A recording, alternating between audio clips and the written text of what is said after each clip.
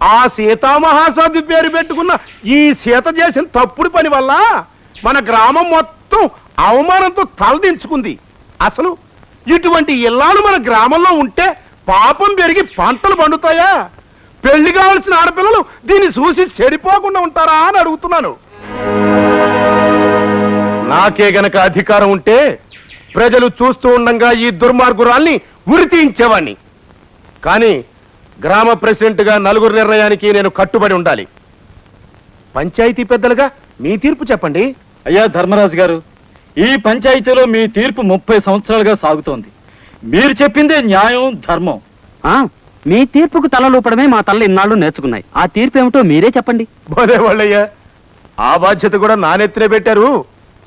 సరే, ఈవిడ్ని తీసుకువెళ్ళి police station లో అప్పచెబుదాం. చట్ట ప్రకారం ఏ చర్య తీసుకోవాలో వాళ్లే తీసుకుంటారు. ఏమంటారు? అమ్మా, నేనెటువంటి దాన్నో, నేను నా భర్త ఎలా ఉండేవాళ్ళు మీ అందరికీ తెలుసు. చెప్పండి, మీలో ఎవరికి మనసాక్షి లేదా? నాకు జరుగుతున్న అన్యాయానికి ఒక్కడు కూడా నోరు విప్పి మాట్లాడరా? చూడమ్మా, ఇక్కడ నీకెవ్వరూ సమాధానం చెప్పరు. ఇది ప్రజాస్వామ్య గ్రామం. నా మీద గౌరవం ఉంచి వాళ్ళ ఓటు హక్కుని నోటి హక్కుని నాకే ఇచ్చారు. వాళ్ళ అభిప్రాయం నాకు బాగా తెలుసు. ఒరే గోవిందో, అయ్యా, పంచాయతీ తీర్మానం రాసిస్తాను. సీతను తీసుకువెళ్లి పట్నంలో పోలీస్ స్టేషన్ లో అప్పచెప్పు. ఏం చెయ్యాలో ఎస్ఐ గారే నిర్ణయిస్తారు.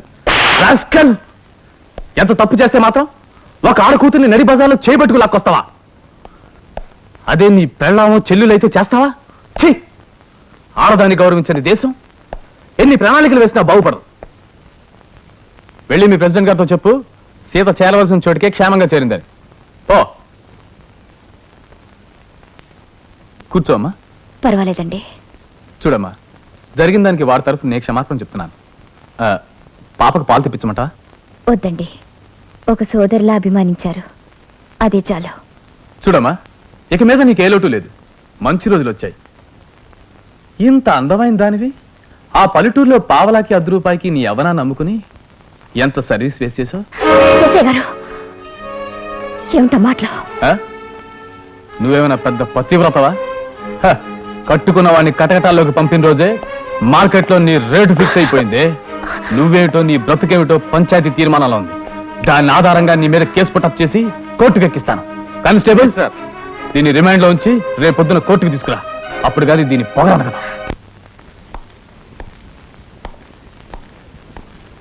నేను ఈ అమ్మాయిని కోర్టుకు తీసుకొస్తాను, నువ్వు వెళ్ళు. అలాగే సార్. రాసిత, కూర్చో. ఏమైనా తిన్నావా? ఆకలి చచ్చిపోయింది. చచ్చిపోయిన నీ ఆకలిని నేను బ్రతికిస్తాను. నా మాట విన్నావనుకో, ఈ కోర్టులు కేసులు ఏమీ ఉండవు. అంటే ఏమీ లేదు. నువ్వు ఆ గ్రామంలో చేసే పని కాస్త నాజుగ్గా క్లాస్ గా చేయాలి. అసలు నీలాంటి అందమైన అమ్మాయికి ఇక్కడ ఒక్క రాత్రికి రేట్ ఎంతో తెలుసా? 1000 రూపాయలు. నువ్వొక పోలీస్ ఆఫీసర్వా లేక అమ్మాయిల్ని తార్చే బ్రోకర్వా? బ్రోతల్ హౌస్ లో రేట్ చేసి అమ్మాయిల్ని కోర్టుకు ఎక్కించే పిచ్చి ఎస్ఐలు ఉన్నారు. పోలీస్ స్టేషన్ కు వచ్చిన అమ్మాయిల్ని బ్రోతల్ హౌస్ కి పంపించి బ్రతికించే నాలాంటి మంచి ఎస్ఐలు ఉన్నారు.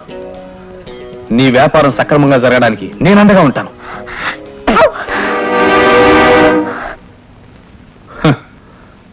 నువ్వు ఉమ్మేసినా తుడుచుకుంటాను. ఇప్పుడు నా మాటలు కాస్త కష్టంగానే ఉంటాయి. రేపు కార్లు, బంగ్లా, టెలిఫోన్ వచ్చిన తర్వాత నా మాటలకు విలువ తెలుస్తుంది. పోలీస్ స్టేషన్లను వ్యభిచార గృహాలుగా మార్చే నీలాంటి అధికారులు ఉండబట్టే మీ డిపార్ట్మెంట్ కు విలువ చచ్చింది. రక్షణ కల్పించాల్సిన మీరే ఇలా దిగజారిపోతుంటే ఇక నాలాంటి వాళ్ళకి దిక్కేది. ఇలాంటి కౌర్లు చాలా విన్నాను. ఇవాళ చాలా మంచి రోజు. ఆ శుభకార్యాన్ని నేనే ప్రారంభిస్తాను.